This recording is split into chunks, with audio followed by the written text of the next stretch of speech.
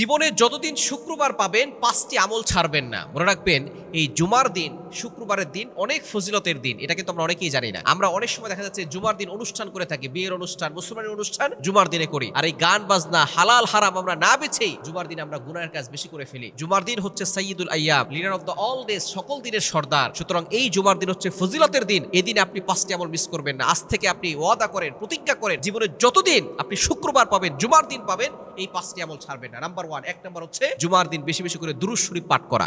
এই দুরূদের ব্যাপারে আল্লাহ পাক রব্বুল আলামিন নিজে আয়াত নাযিল করে দিয়েছেন। কোরআন খুলে পবিত্র কোরআনুল কারীমের 22 নম্বর পারার 5 নম্বর পৃষ্ঠার 4-5 নম্বর লাইন, সূরা আহজাবের 56 নম্বর আয়াতে রব্বুল আলামিন বলেন, ইন্নাল্লাহা ওয়া মালাইকাতাহু ইউসাল্লুনা আলান নবী ইয়া আইয়ুহাল্লাযীনা আমানু সাল্লু আলাইহি ওয়া সাল্লিমু তাসলিমা।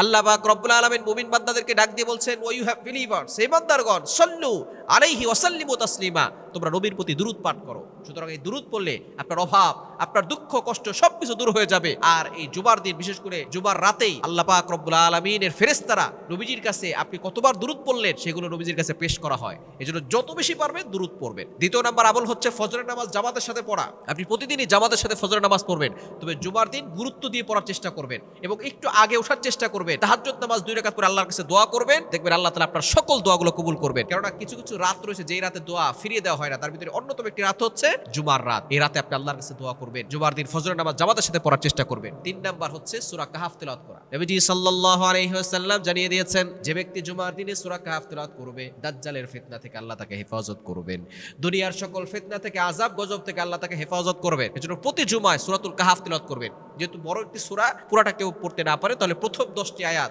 আপনি পড়ার চেষ্টা অবশ্যই করবেন। এবং 4 নাম্বার হচ্ছে আগে আগে গোসল করে, উত্তম রূপে ভালো পোশাক পরে আপনি আগে আগে মসজিদে গিয়ে খতিব সাহেবের সামনে বসে আপনি খুতবা শুনবেন, কারোর সাথে কথা না বলে।